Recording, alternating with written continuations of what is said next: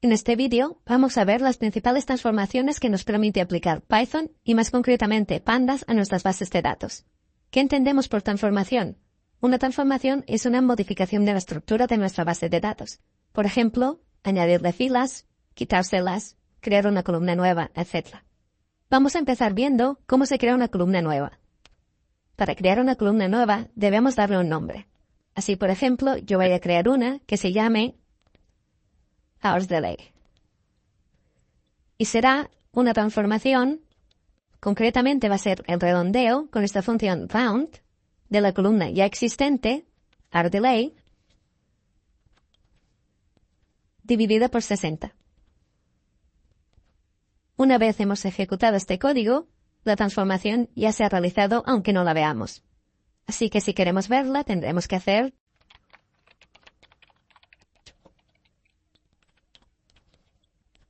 y nos la mostrará. Como podemos ver, ha creado los nuevos valores y ha creado unos particularmente especiales que son el -0. Esto no tiene que preocuparnos porque sencillamente es que Python entiende que un redondeo por debajo de 0, que sea 0, lleva el signo negativo. Esto lo interpreta así y lo va a mostrar así, pero será un 0, si queremos realizar cualquier tipo de cálculo. Si por otro lado lo que queremos es eliminar una columna en concreto, por ejemplo la que acabamos de crear, porque no nos gusta que el 0 aparezca con un signo negativo delante, aunque no importe, podemos usar esta sintaxis que es muy sencilla. Sencillamente delete, la ejecutamos y nuestra base de datos, aunque no muestre nada, ya no tiene esta columna. Podemos comprobarlo sencillamente haciendo el head de nuestra base de datos y vamos a ver que la columna que habíamos creado ya no está. Esto podríamos verlo al final de nuestra base de datos. Por ejemplo, puedo volver a crearla ejecutando hours delay. Ahora volvería a ejecutar el head y veríamos que al final de todo tenemos esta nueva columna. Ahora podemos mantenerla porque tampoco nos molesta. Si lo que queremos, por otro lado, es borrar varias columnas a la vez, esto vamos a hacerlo con una función que es drop y dentro de drop vamos a crear una lista con todos los nombres que no queramos. Por ejemplo, diverted, cancel y guía, por ejemplo. Si ejecutamos esta función así, nos va a dar un error, porque no le hemos especificado dónde queremos borrarlas. Así que tendremos que ponerle el eje y ejecutarlo.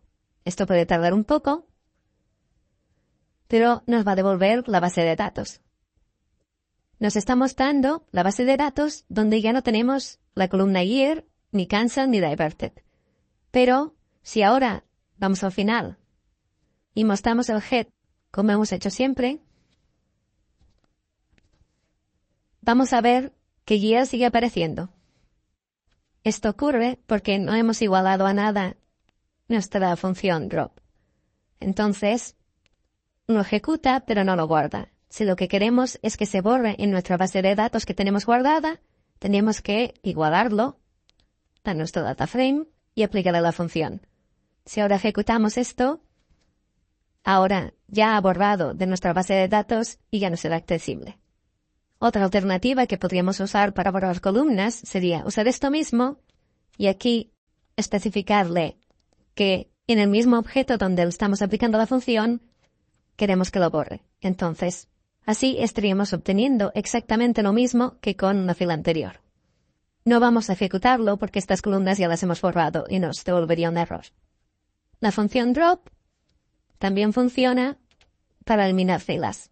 Así que si ejecutamos dataframe.drop y le ponemos 0, por ejemplo, vamos a estar eliminando la primera fila de nuestra base de datos. Como estamos viendo, cuando ejecutamos esto, nos muestra el head sin la fila número 0. Si quisiésemos eliminar muchas filas de golpe, esto podríamos hacerlo también con drop. Dentro de la función tendríamos que especificarle un rango con la función range, por ejemplo, las primeras de 1000 filas. Esto puede tardar un poco, pero recordemos que esto no lo he guardado porque no hemos igualado a nada. Si quisiésemos guardar esto, a partir de la fila 100.000, tendríamos que añadirle el inplace igual a true o poner el dataframe igual a dataframe.drop, etc. Vamos a ver cómo se añaden nuevas filas a una base de datos. Esto, para hacerlo, vamos a crear dos bases de datos. Una, por ejemplo, con todos los vuelos que tengan un origen en Atlanta. Y por otro lado, todos los vuelos, con otro nombre, por supuesto, que tengan un origen en Houston.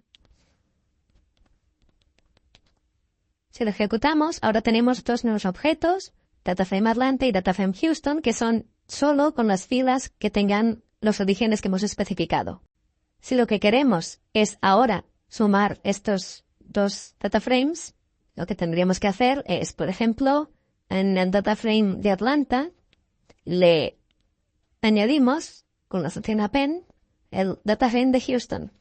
Esto podemos hacerlo porque ambos dataframes tienen la misma estructura de columnas, y entonces lo que podríamos crear es new dataframe, y si lo ejecutamos, este nuevo dataframe va a tener exactamente todas las filas con un origen en Atlanta o Houston. Podemos comprobarlo si hacemos new dataframe, rising.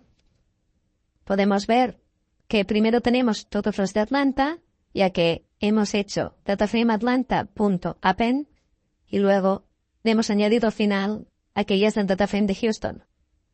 En este vídeo hemos visto las transformaciones más básicas que podemos aplicar a nuestras bases de datos, añadiendo o quitando filas o creando nuevas columnas.